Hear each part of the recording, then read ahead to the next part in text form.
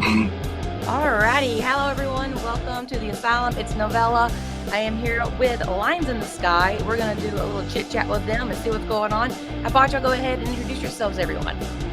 Sure, I'm Jesse. I'm Nick. I'm Bowman. We are Lines in the Sky.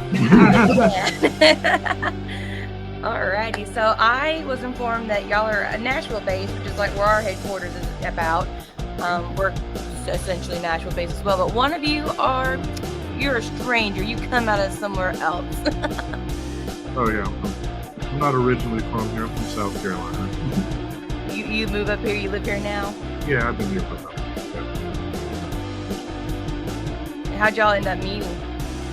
So Nick and I were in another progressive rock band called Edge of Reality, and that was the thing for 4 years-ish, and it has since disbanded.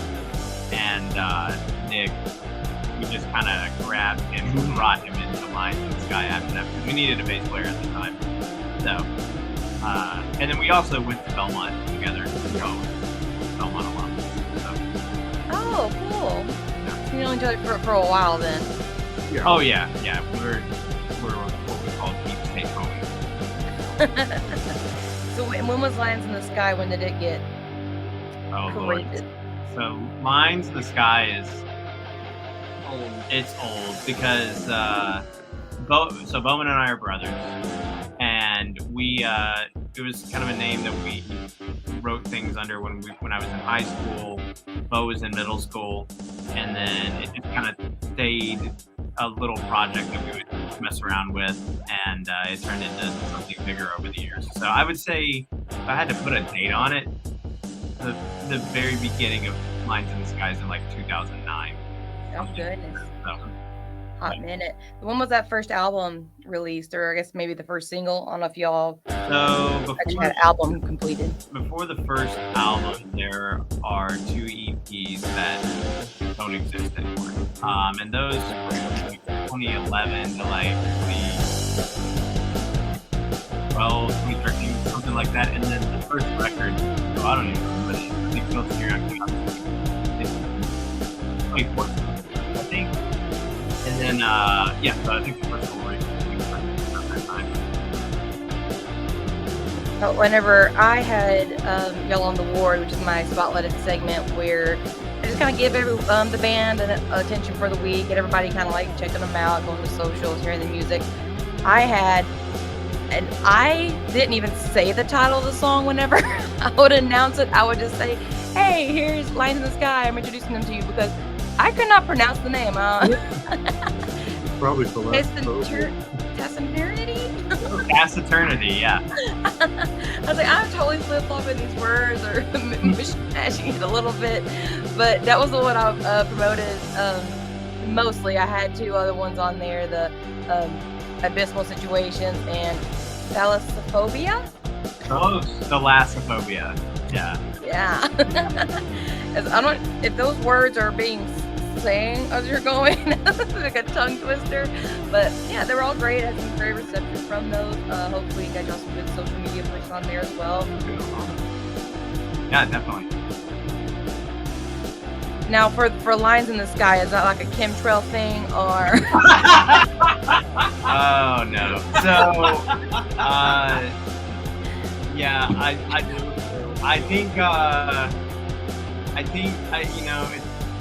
I don't know exactly what. So we just We picked it because we got it cool. It's literally why we picked it. Yeah. We had like 3 names picked up. We're like, oh, and I was like, Lines in the Sky, that sounds cool. You're like, yeah, go with that. But also, Lines in the Sky was the name of the song that we wrote at the time.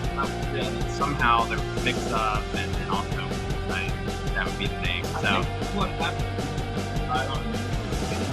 We were like, yeah, that sounds cool. We'll go with that. yeah, but no intentional link to chemtrails. No conspiracy theory for us. Not that one. Not that one. Unless you want to talk about aliens. Yeah, we'll talk about Oh no, do not get started. I always my interviews always go so off course from music and bands because we start talking about conspiracy theories, aliens, video games. Oh, But I man. kind of think it's a trope of mine now. I think it's fun because everybody can kind of see those different facets of people and not just being like, oh, regular fan stuff that everyone always talks about. Right, yeah, for sure. I mean, we definitely get on. I mean, gaming is another thing that we can talk about for years at a time. I feel like I don't know, maybe it's some of it's like creativity or just like imagination or what, but it just seems like every band has at least one, if not all, the gamers in the group where that's just no back there. Ooh, Name that? What's the game, Bowman? Which one is it? I can't pick. You can't pick. I mean, the one I've been playing most recently is Conquest 2. Oh, my sister likes that. Great series. Watching him play for the first time in comedy. yeah, we just started Dark Souls 1, and the first thing Bo said to me said, "Okay, forget every control set that you know." like own control set that are exclusive to the game. And so I've been playing Fallen Order and Star Wars game. yeah, Star Wars Fallen Order, and the main attack is 10 on the controller. But in Dark Souls, X is the healing flask. So I would just run up to an enemy and just immediately drink the healing flask and get my ass handed. So it was yeah, learning curve for sure. But Here he did very good. It was fun. I'm definitely an RPG player. My friend though, I like to watch her play as well. Sometimes it's fun just to observe. But she's one of those people who has to break everything that you can break, talk to every person in the street. I'm like, just go do what you gotta do.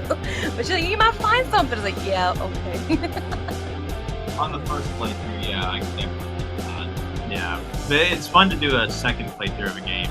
Like yeah, talk to everybody and See what you missed. yeah. So After I win and got that story down, I'm like, okay, now we can go play around. But Yeah. at first I was like, I gotta know, just gotta finish this up. So whose position is what? Whenever, well, when you're performing, I don't need to know any other things you're doing. damn. So I am the guitar player and singer. Nick plays bass and sings. I hit things. Bowman plays drums and sings. And then I do a lot of the programming. Although we're doing a lot more of that together now. Becoming much more of a collaborative effort with the production. But yeah, guitar player, singer, and I'm the lead singer. So y'all do your own, I don't always get the right terms, but your own mixing and producing in-house? We do a lot of the production in-house. We have a guy that has helped us for years at this point, and he does all of our mixing for us. I don't know. I don't like mixing. Production is my world. Mixing is like something where I'm just like, all right, for me to hand this to someone else and get their ears on it. Of it. So, but yeah, we got a guy that helps us produce this additional production for us, and also mixing for us. But a lot of it is all the really creative stuff happening in one or two of our bedrooms. Oh, I know a lot of bands have been doing a lot more in-house stuff, just trying to keep as much of the production to themselves, which I think is really cool. But again, it's over my head. I don't know nothing about it. Like I'm lucky to get these podcasts in and do my radio shows. Well, I'll say this because my day job I work in audio all day, like Okay. Pro Tools and Ableton all day. We're creating music for people and assisting, but music tech right now we're in like the space age with like what's going on, and then also like things are becoming easier to do with software, and accessibility is a lot easier to do. So people are taking advantage of that and working out well for a lot of people. And y'all said you're at home currently, which is in Nashville, but you were just on the road doing some shows? Yeah, we were in Florida. We did a little 4-day run with a friend of ours, a band called Crusade from Nashville, and a band called Rise Up Angry that's from Florida. So interesting little mixed bill. Like the Rise of Angry is like kind of thrash metal, and Crusade is a little bit more progressive metal than we are, and then we're just this weird progressive rock kind of thing. But yeah, it was a good little four-day warm-up thing because we haven't really toured much during COVID because my career, oddly enough, has taken off during COVID in audio, and then just wanted to be writing a ton and also just booking shows. The whole paradigm changed for touring and doing local shows as well. So it's very difficult for a lot of bands to get shows during that time. So. But we're back at it. We went out in Florida, and then we have a show tomorrow in Nashville. We're about in Nashville. What's the venue? So we're playing at the end with a band called Hail the Sun. They've been around for a while. They're like a really interesting kind of I don't know exactly what to call them. It reminds me of like the Swancore stuff, but also some like metalcore stuff too. They got a singer that sings really high and really pretty. Yeah, actually, as I was asking you that, I just actually seen the little ad for that, so I'll push that, promote that for you. We love the end. We go there quite a bit for shows to catch bands and show them off if we can. It's a nice little venue. I like it quite a bit. But you said you played at several locations out there. What other locations in Nashville do you all tend to go see or able to get to?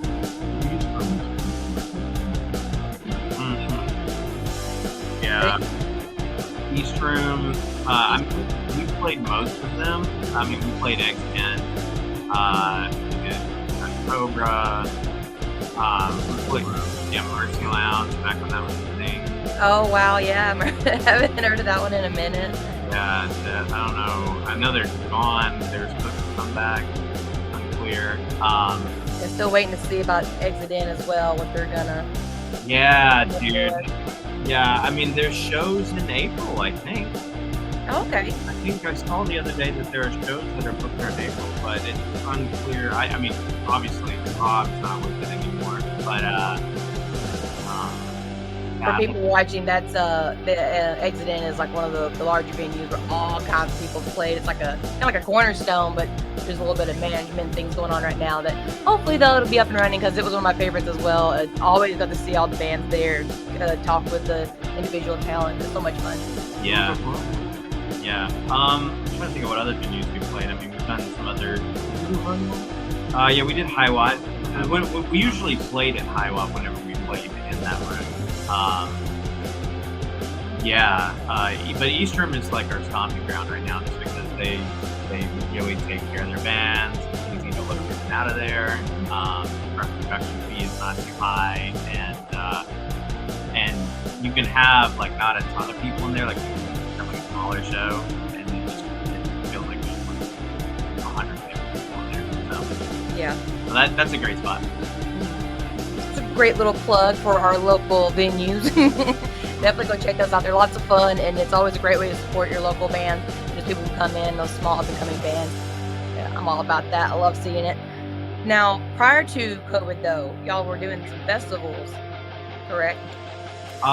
There were a few. Yeah, we did one during I mean, I guess during COVID time. That was the Music Fest up in Milwaukee. That was oh my god, Summerfest. We did do a festival called Music Fest. That's in Bethlehem, Pennsylvania. But we did do Summerfest last year, and that was huge. That was a huge festival. I remember we got off stage and I went to go see Charlie XCX right after that. I was like, all right, I'll see y'all later. Bye. And she killed it. Who did y'all share the stage with? Like, who was on the stage? It was at multiple stages, I'm assuming. So, was there someone that like really piqued your interest on the same stage, or other than? Opening up for Kill It. Yeah. Right after I us. think the Backstreet Boys were playing at the same time. Yeah. Yeah. Oh, was that festival? Yeah. Okay, Yeah. I don't remember that by name, but I knew it was something in Milwaukee. Yeah. Yeah, that's some of that. I got off stage to go see the Black Crowes, like, Oh, fun. I'm not gonna go with them. Yeah. I want to get to Charlie XCX. I think it's awesome. I think it'd be great pop art. Now the one in Pennsylvania, the Ross Fest or the ROS? Yeah, Ross Fest. So Ross Fest was in Gettysburg, and then it moved to Sarasota, and we played it. We played that. Yeah, that was the last year in Gettysburg. We played that one, and that was after we released our album called Chit. And I think we played that album basically in its entirety at that list. But that was a cool one, yeah. And that's like a prog rock festival. And there's like people go there that genre. And we're like the old prog guys, you know. So we're always like, hey, we're kind of prog, but they all seem to like it. It's okay to be a mixture of everything. But that was one I hadn't heard of, was the Ross Fest. But there's so many, like it's hard to keep up with them all. There's already been, I don't know how many listed this year who are already putting out their lineups. So this is insane. We just haven't even out of January yet, and everybody's just launching them. But it seems like y'all travel pretty well. That's Pennsylvania, Florida. You know, you're here in Tennessee. Yeah. So we've done a lot. We've done a lot on this side of the country. Like the whole eastern seaboard is really easy to travel up and down. We've done it for quite some time, and we can do it with relative ease. And this Florida run was the same kind of thing. I think we spent like $300 tops on food for 3 of us for like 5 days out on the road. So, and then, yeah, we travel very well, and our setup is getting smaller and smaller. So that's kind of cool. Yeah, me and my partners on the road, like I'm kind of like the mother as far as like got all the first aid kits, got all the snacks, got the water, but we're like little cheapskates. Like we'll like pack sandwiches and I'll take all kinds of snacks and treats and things, granolas like this. We're not going out if we don't have to. Yeah, that's kind of the way to do it. Yeah, groceries are so expensive now. You gotta keep your laughs. I mean, like I got a Public sandwich one day, and I ate half for dinner that night, and I ate the other half for dinner the next night, and then I had a salad kit that I ate for lunch one day, and then the next day. So, one of my favorite things that we do when we go, we have like the hotels that have gyms and stuff. We're gonna stay on our regiment. We're gonna go to the gym while we're out here. Not hell. We're never gonna use that gym. Yeah. We're tired after like running around, hosting the shows, getting pictures, doing whatever you're doing. I can imagine like actually performing, and trying to do some kind of regimen. Nah. Yeah, I'm certainly guilty of that. I've definitely been of that mindset where I'm like, we'll go to the gym. I have done it a few times whenever we're in hotels. Most of the time we're not in hotels, though. We're meeting with like friends. We know the people that are just strategically like 5 hours from each other. And then if we have to get an Airbnb, we will. But yeah, we've gotten real lucky that we know a lot of people that live up and down the side of the country. Oh yeah, that's great. I mean, we're the same way. If we get something that happens to be, affordable or given to us, but we've slept in my truck before. It's like, man. We had a 13-hour haul to Texas. I drove us all the way down there in like one go to stop out gas, and our event was like 5 or 6 hours later in the day. It's like, yeah, screw it, we'll just sleep outside the venue. It worked. I've definitely slept in the van several times. So. Make it happen. Mm-hmm. That's what taking shifts is for. Yeah, I've definitely slept all the way through a 5-hour drive several times. Yeah. I haven't got it yet, but it's like an attachment for the back of my truck, and it electronically closes up the whole thing. I was like, we could just like sleep in the bed of that. I'm claustrophobic. You ain't shutting me up in that thing. I saw it. Lock it up. I saw a video. There's another band that's from. I think they're from California, but they live here now. There's a band called Entheos. It's Naveen Koberweiss's band. They're really cool, like tech death metal. But like they did a band, like a Bus Invaders episode, and like they had like totally redone their van with like these really tight blackout curtains. Like they had like a whole like bunk bed system in there. They had like the bench was like a couch, the way that it was set up. And I was just like, man, if we had a trailer, we would totally do something Yeah. like that. So, Lock and loaded. mm, There was another Nashville band that renovated like a whole school bus, kind of like that, with mhm. bunks and everything in there. That's good. Yeah, You gotta put gas in that thing or diesel. I'm not sure what they take, but like that saves you, like I said, hotels and everything else. So yeah, and I wonder where the trade-off, like where the curves went on that one. You know, where do you start losing money? You know, saving money on hotels, on gas. And I wonder if that actually, I wonder if the trade-off there. But we see a lot of church bands, yeah, like the church bands that have like bunks and stuff, and they can like put their gear in there, but they can like bring a trailer and have like tons of space. So that's a pretty common one these days. I was telling my partners that we need to get an Airstream and just old school that damn thing. I've thought about it. I've thought about that. Yeah, I've thought about there's like the ones that like collapse or whatever. I've thought about that.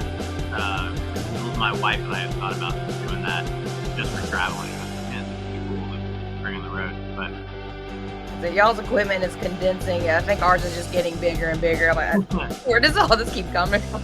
yeah, well, in 20, I think it's those quad. 2020 or 2021? Oh, in 2020. So a lot of in the prog community, a lot of people do the whole amp modeling thing. And I've never, I don't know, as an audio engineer, I've just like never really sold on it. And I was like, all right, well, Neural he does one, I'll probably buy it. And then they release one, and I think I pre-ordered it in like the first 30 seconds it was out online. And like that's allowed us to not take amps on the road. So all we have are like the drums. We have a couple like bags, like cables, and stuff like that, and then we have our tracks and in-ears rig, and then we just have our pedal boards and guitars. That's it. So we were able to put in one more bench in the back, so two people can sleep in the back and take one on the bench. So but we don't take a trailer with us. We don't have like a light trailer or anything. So yeah, it just gets smaller and smaller. And when we went to Summerfest, Bo actually collapsed. He collapsed all of his drums into basically one case, and then I think we had just two of them in there, didn't we? Or we have all three of those. We had all three of them. Yeah, I was using the Thomas. That's right. Yeah, we had all three of the benches in there, and still had a big full sound at the show. Yeah, them amps, like they take up so much space and they're freaking heavy too. And then like y'all don't have what is it? The crew people. So you're having to haul this stuff all by yourselves. And I've attempted to help before, and I'm like, no, never mind. I'm gonna break my bag. Those things can be heavy. Yeah, People tear down their drums too. That's a whole thing. yeah. We're quick, man. We're on and off the stage. Like loading on is pretty harder. We have to like run some tables and whatnot, but like we have our own microphone. But loading off the stage, we're off in 5 minutes. It's really convenient to not have the amps. I don't know. I got to think of this when I'm 20. The biggest thing that irritates me is waiting to get on stage and you're waiting for the band before you to get their amps on. Yeah, or their track rig. We've had that happen. We played a show with our sister band called Notion of Silence, and they had the band before us for some reason had this massive track rig. I don't know why it was so big. It was a big rolling grid. They just left the damn thing up there, and we're like, dude, we need to get on, and that thing's in the way. So, and even the sound guy, I remember one of the guys from the band was like, hey, do you have someone who can like help us get off the stage? The sound guy was like, no, No. you need to get your shit out of here, bro. So, I say it's really inconvenient when you're having to take like all the stuff off, like sharing amps and things. I feel it's kind of like an in-house thing they should just have. But I know some places too, they're very peculiar about like the drum set. Like there's one drum, so everybody's sharing these drums by going up and down. And I think that's convenient, but I'm sure it's different for each band. Like it's kind of like yours. This is my person. This is my gun. Like, and you know, you take it apart, you put it together. So I'm not sure how like different that is on y'all's end. Say like, oh, this specific chord, this mic or whatnot. So I think it's convenient, but I guess maybe not. If y'all are wanting specific sounds or however that might work. For me, is like if we're playing with people that I know, that I can trust, not to like break all my shit. I'm just, yeah, I'll use my drums. Or they'll be like, hey, do you want to use mine? I know like what we're working with. Yeah, I can work. But when we tour, I typically don't do that just because I don't know who these people are. We've had some horror stories. Oh, I'm sure. I think the worst though is whenever a venue makes you use their drum kit, but it's like garbage. Yeah. That's what I was getting at, because I know there is one specifically in Nashville where it's like, no, like you're using this one. We're not having all this in and out, and I can't tell by looking at it if it matters or not. But we have a fun story about this. If you want to share, if you want me to share, absolutely. We don't name names. I'm not gonna name. I bet I'll know anyway. Yeah, it could be one of several venues, but this was during like weird. This was a long time ago, so there was like a weird indie Americana revival or whatever. So we got put on the bill with a bunch of bands like that, and on hearing, and we had to play last for some reason, which we did not agree to, and then like we used our ears rig, and the sound guy was kind of cool about it. We're like, all right, whatever, we're just gonna get there and do it, and he wanted us to use the house kit. So Bowman is up there. This house kit is not like normal. It's been collected. The heads probably haven't been changed. Like they're dented in. They don't sound good. I'm surprised they haven't like broken into pieces. The hi-hat clutch was like broken. No. They didn't have a clutch. Oh, But there was no clutch. That's the component for a hi-hat. You cannot use a hi-hat normally. So sound guy gets on the talkback and addresses Bo and is like, "Hey man, what's taking so long? You ready?" And Bo's like, "I can't use this hi-hat stand because it's broken." It's like, how in the hell are you gonna get me?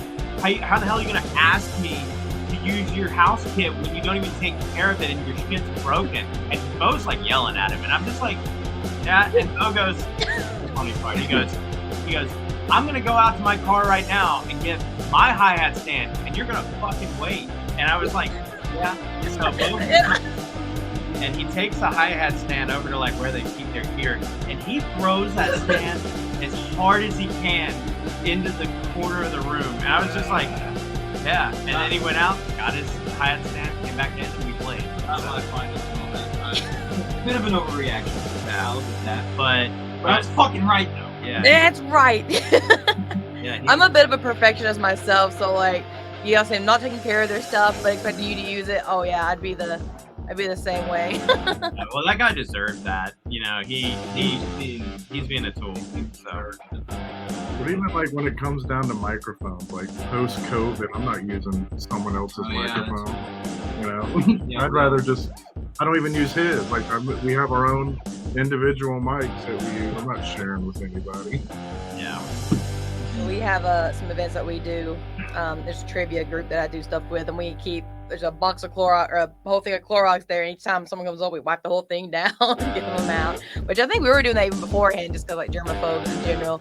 I've always been healthy. I didn't really need a pandemic to tell me not to be gross, but Right. Yeah. I mean, Mike's confused. They get abused, and oh yeah, there's one video though. There's a big old like dent in the side of it too. I was like, I guess it works. yeah. Well, those Shure mics. I mean, Shure has videos on their YouTube channel of them running over their microphones and testing them out. They still work. So are y'all trying to get on any festivals this year? We have a couple irons in the fire with a few. We don't know anything just yet. Actually, follow up on this a little bit, but that's always something that we're trying to go out for. We, moreover, just want to be playing out in general because we have a lot of new music. We're kind of readdressing the sound of the band a little bit.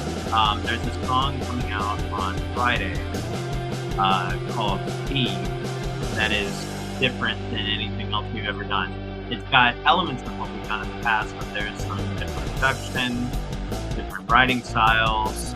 There's less guitar than there's ever been in this song. So we're anxious to get out and play, and there's a lot of other material coming out that's going to be like this. So we're anxious to get out and play some music, even if it's in just like smaller clubs, you know.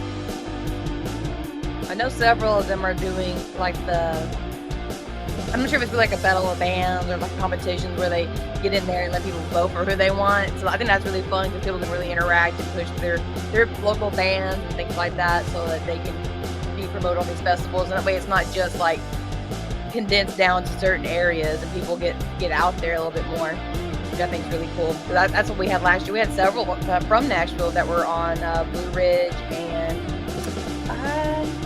insert name. I think Rockville. Yeah, it was Rockville.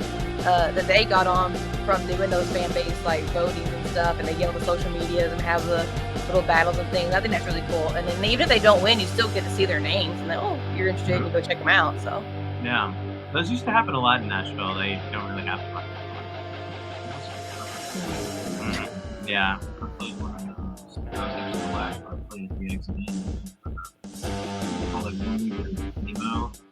Yeah. There's a lot of like grunge cover stuff. There's a lot of, we did a Tool cover show. I forgot about that. And we tore it down. Heck yeah. And then we did a emo Warped Tour night, which was also fun. Was that the one where we played Favorite House Atlantic, but we tricked the crowd by opening with the Welcome Home instead? Yeah, we started fun. Welcome Home, and then we went straight into Favorite House Atlantic. And like, there was a very audible, really funny. Yeah, there's been a lot of those going on lately where it's like cover tributes or whatnot, and I absolutely love them. They're so much fun.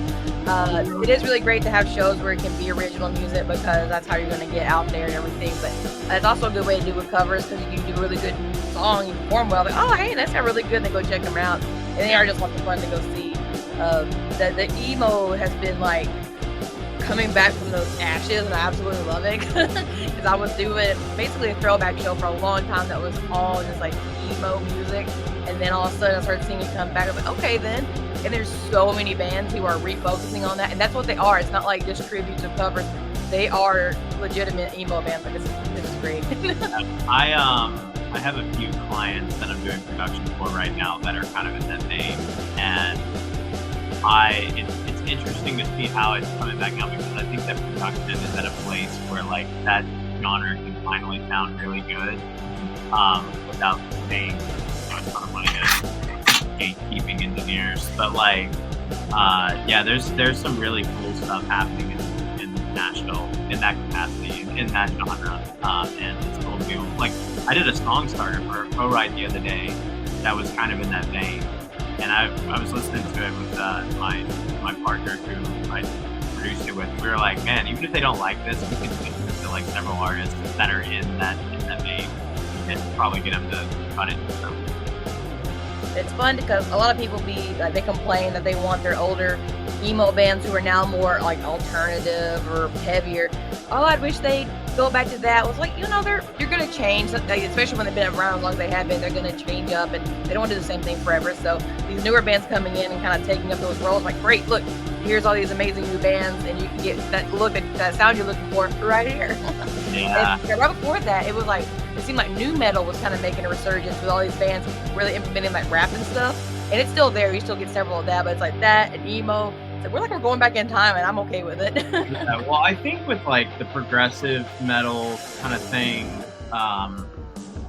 at least the stuff that I think there are elements of that have made their way back, because the whole metalcore genre, and even just metal in general, kind of went the way of gent for a while, and that was cool. But it just got so played out, and then It got repetitive. yeah, recently there have been really cool bands that have kind of brought all of those things back together. And I think that I think new metal gets shit on a lot because there are a few bands that every once in a while I'll just think back to that time and I'm like, man, they were really, really good and underrated. I think Seven Dust is one of these bands that was really underrated. There was also a band called Flaw that was very new. And they had a few songs that, like, even if I were like put them on now, I'd be like, this is jam. There was a podcast I was listening to, and they're not about music or anything, but they just happened to get off on the top. It's because the serial killer, he was into new metal, and they were making fun of him, but they got off on some of the bands, and they're like Slipknot and Linkin Park, and they started making fun of the bands. Like, I will come through this media source and strangle every one of you. Yeah, well, I mean, Linkin Park, I think, is one of my biggest influences that I forget about. But just from like a songwriting standpoint and also production too, like for the time, I think they were really ahead. A lot of new metal doesn't sound very good in my opinion, but their records always sound so good. And of course, Chester is like one of the best rock vocalists of all fucking time. I'm very blessed to say I got to see them before he passed away, and it was, I mean, I was in like middle school, high school, so like that's at the time you don't really think a lot about it, but now that I'm older, especially in the industry, it's like, holy crap, like that's big. Like that's like people being like, oh, I saw Prince or something. Like, yeah, like to me it is, like that's a big deal to me. So like I hold that very special. Yeah. And they opened up for, I want to say Korn, and mind you, I love Korn. I've seen them several times with great shows. But for whatever reason, their whole production, their stage presence, and like everything they did, like I think they should have been the headliner. It was just well done. Yeah, I saw them in 2007, I think, with and it was a weird tour. It was Linkin Park, and then Coheed and Cambria opened up for them, which Coheed is my favorite band of all time. Yeah, and they just have a solid tour. But and then Theodos was the opener. Oh my goodness. It was really odd, and but it sounds fun though. That's a nice little like mixture. It's a good show, and it was right before, for Linkin Park, it was right before Minutes to Midnight came out, and they just tore it down. And I remember when Chester passed, that was like the first rock star for me that, like, I don't know, I really felt something whenever he passed away. So sad. Yeah, him, and then when Jimmy the Rev passed away. Oh man, yeah.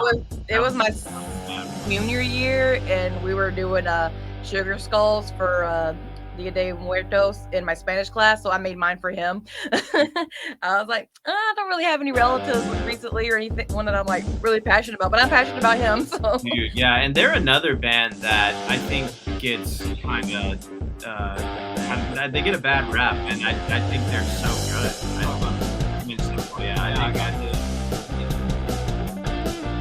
Yeah, I've seen them. I was gonna stop when I seen them the 7th time because I thought it was ironic. I was like, yeah, I've been sevenfold 7 times, and I was like, no. So I can't remember how many times I've seen them now, but I got ridiculous amount of merch from them. You can't even. There's so much stuff in here that's a binge sevenfold. Like, I'm not embarrassed at all. I don't care. I love them. Yeah. No, I'm into a band. I'll see them every time I can where they call it. Yeah, we're kind of in a Coheed show vibe. Like, as soon as they announce the tour that went on, they're playing one album in its entirety, and then some other stuff on their new record. I think we've all kind of decided, yeah, we're just gonna go see them every possible chance we can. Did you get to see them at Exit 111 when they were at? No. It's at the Bonnaroo location. And that blew my mind because, like, oh crap, they're gonna like have some real good music out here, and it was right up the road from us because at the time, I think about an hour and a half away. So we just drove up and down there every day. But that was awesome. This is the 2nd time I've seen them, and I had realized like, oh, I hadn't even got a shirt. And I've seen them several times, or 2 times. I'm gonna go ahead and grab one from them. But they do so good too. But yeah, as soon as you start hearing that "Welcome Home," everybody's like, It doesn't. So It doesn't beautiful. get. It doesn't get old. I mean, I think I've seen them 6 times now, Yeah. and I mean, everyone knows they're gonna close with it. And as soon as that riff starts, it's like, Like so cold chills and everything. It's so good live. we saw them do. They do a concert series called Never Ender, which is where they play all the way through a record, and they did the record that was from, and it was very One of the very best good. shows. Yeah, and I think they're Coheed and Cambria. I'll just say this: is playing better than they've ever played in their entire career right now, and it's been kind of going that way for a couple of years. But we saw them in Nashville last year after their most recent record came out, which is a different kind of record for them. And man, they just tore it down. That was probably the best show I've ever seen of theirs. My voice was gone in the first 2 songs, and like they played not Domino. What's the song? Dark Senator. They played Dark Senator, and like at the end of it, I was like wiping tears off my face. It was the first song. Yeah, just I like was driving in the car with my friend the other day, and she just lets me play whatever, but it was on shuffle, and Dark Side of Me came on. I was like, well, I hadn't cried today. And she was like, why? I said, well, but find out. And she's like, I don't really get it. But I was like, I guess like if you don't have a personal like reason to the song, I'm like, I'm gonna cry now, so just don't mind me. well, it's personal reasons too, but I mean like that all their shit is like a story, and like that moment in that story is really, really sad. And the way that he's saying that song, like, It was so beautiful. Like it makes you cry even if you don't know what he's saying. yeah, totally. And he's been getting a lot better at delivering forces that way. Because I mean, the early stuff is amazing, but like a lot of times it's really unclear what he's saying, and there's not really a coherent melody. But he's really good at writing melodies. He's definitely been listening to stuff outside of the genre. Yeah, I'm excited to see them again. I know they're doing some festival this year, so I'm looking forward to it. But so things coming up this year. Tomorrow night at midnight, y'all are dropping your newest one. And can you tell me about that again? I know you mentioned it earlier, but let's wrap it up with that so people can make sure to go check it out tomorrow night. Totally. So the song is called Speed, and it is. Help me describe it, guys. Poppy, rock, heavy. Yeah. You can dance to it. You can rock to it. Yeah, it's got some really interesting production stuff that we haven't done before. It's got a very heavy 4 on the floor kick, which we haven't really done before, and certainly not in the style. There's a lot of programming. There's not really any guitars in the bridge. Different type of melody writing. We're very excited about it. So there's no pre-save. We didn't do that this time because that's whether or not pre-saves are academic or are effective is an academic argument. But follow us on Spotify and see all the stuff. But that drops tomorrow night at midnight. Yeah, absolutely. Make sure y'all are following the band on all the socials. That's Lines in the Sky on Facebook, Lines in the Sky Music on Instagram, and again, like I said, hit them up on Spotify and all that. Definitely don't miss out on that release tomorrow night. And of course, we'll have it spinning on the station as soon as we can. So yeah, that was Lines in the Sky, everyone. I hope you enjoyed chit-chatting with them. Look forward to talking with y'all some more, and I appreciate y'all coming on with us. And yeah, thank you. Thanks so much for having us. Yeah, absolutely. Well, I'm going to get off of here, and we will see y'all soon. Make sure y'all check out that song coming tomorrow, and any of their shows coming up soon as well. See you, everyone. See y'all.